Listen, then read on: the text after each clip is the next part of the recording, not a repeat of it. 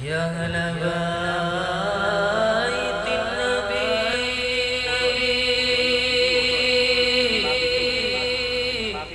يا أهل الصفا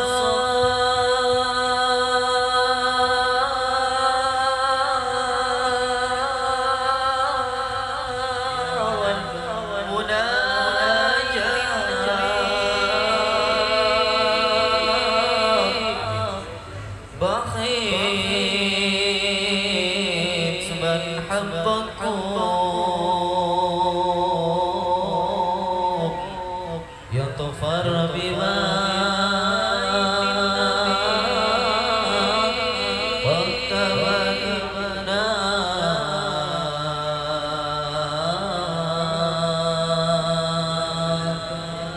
في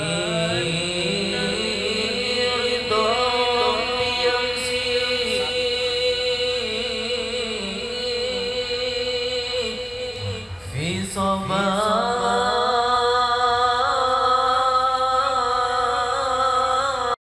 Assalamualaikum warahmatullahi wabarakatuh.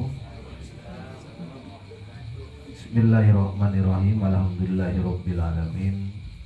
Allahumma sholli ala sayyidina Muhammad wa ala ali sayyidina Muhammad. Terima kasih kami sampaikan kepada Syekhona Luqman Haris bin Abdurrahman. Dalam kesempatan kali ini kami diizinkan untuk bertanya tentang aliran-aliran di dalam Islam yang jika sebelumnya sudah dibahas tuntas, ringkas tapi mendalam tentang Syiah, Ahlus Sunnah wal Jamaah, dan yang terakhir tentang Qadariyah, maka pada malam hari ini, kesempatan kali ini, kami mohon untuk dibahas rinci tentang salah satu aliran dalam Islam, yaitu tentang Jabariyah.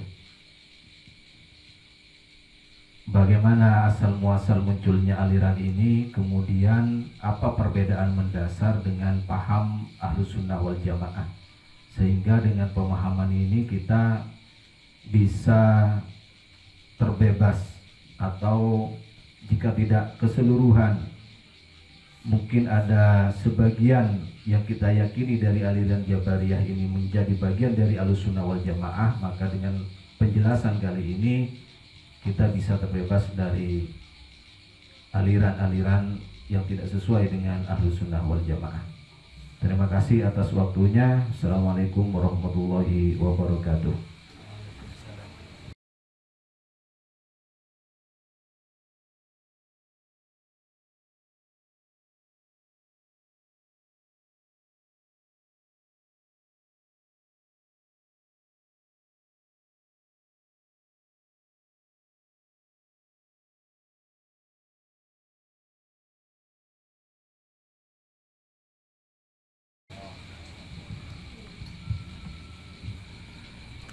Assalamualaikum warahmatullahi wabarakatuh. Bismillahirrahmanirrahim. Alhamdulillahirabbil alamin. Wa bihi nasta'inu ala umuri waddin.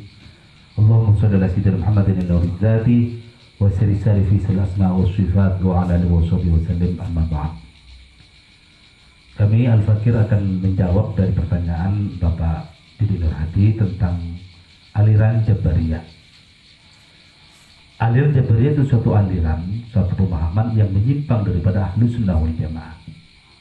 Ini pada mulanya digerakkan atau dihembuskan oleh seorang dari Khurasan yang bernama Jaham bin Safwan. Sehingga sebagian ulama dalam kitab-kitab klasik mereka menulis paham ini dengan istilah Jahmiyah, diambil daripada yang menghembuskan pertama, yaitu Jaham bin Safwan. Pada mulanya dia itu adalah seorang sekretaris dari seorang tokoh yang memberontak terhadap Bani Umayyah yang namanya Harits bin Syuri.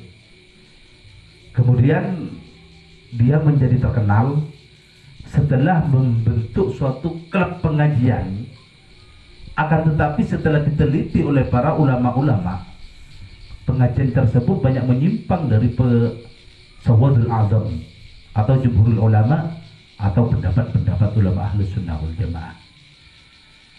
Di antara pendapat beliau yang menyimpang yang Al-Fakir bahas secara singkat pada malam ini adalah beliau berfaham bahwa segala sesuatu datangnya dari Allah. Ya persis dengan faham kita. Seperti rukun iman, qada wal qadar khairuhu wa syarruhu min Allah. Qada dan qadar baik yang baik atau yang buruk datangnya dari Allah Subhanahu wa taala. Seperti firman Allah taala, "Qul kullu min indillah." Katakanlah Muhammad, semuanya datangnya daripada Allah. Wallahu khalaqakum wa ma ta'malun. Dan Allah taala yang menjadikan kalian semua dan apa yang diperbuat oleh kalian semua. Cuman penyimpangan daripada faham Jabari ini atau Jahmiyah ini ekstrim, keterlaluan. Dalam arti semuanya datangnya dari Allah, entah taat, entah perbuatan buruk. Jadi kalau ada seseorang berbuat buruk, katakanlah berzina, mencuri, itu tidak apa-apa, karena yang berbuat itu dari Allah.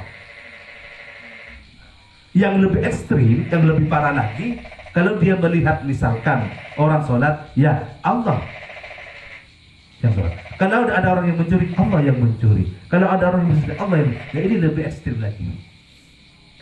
Sehingga berbuntut daripada penyimpangan pemikiran seperti ini, sehingga mereka tidak mempercayai tentang adanya dosa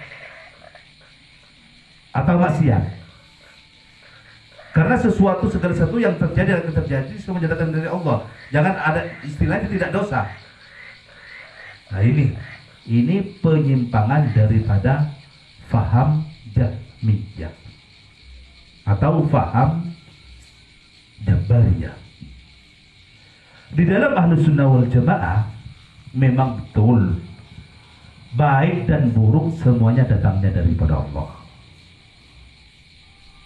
Akan tetapi Allah Ta'ala menjadikan manusia itu otak atau akal yang berfungsi menurut Imam Asy'ari sebagai kasbul ikhtiyari, untuk memilih.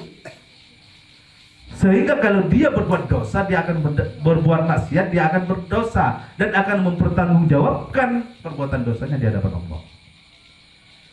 Juga pun dia kalau taat berbuat kebaikan, maka dia akan mendapatkan pahala.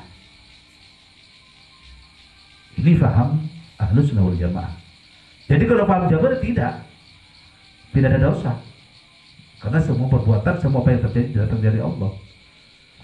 Ini bentuk penyimpangan atau bentuk suatu kesesatan pola pikir daripada mereka. Kemudian Jaham bin Safwan mati terbunuh oleh tentara-tentara Khalifah Bani Umayyah. Kemudian paham Jabariyah pecah menjadi 3. Ada yang dipimpin oleh Ja'ad bin Dinar, ada yang dipimpin oleh Husain bin Muhammad An-Najjar. Insyaallah nanti akan dibahas tentang paham Najjariyah. Ini sempalan dari Jabariyah tapi membentuk klub tersendiri. Kemudian ada yang berporos kepada Diror, ini setelah pasca tewasnya Jaham bin Safwan. Jadi pemikiran kita harus bersih daripada pemikiran Jabariyah atau pola pikir ekstrimnya Jabariyah, yang sehingga dia menggugurkan taklif syar'i.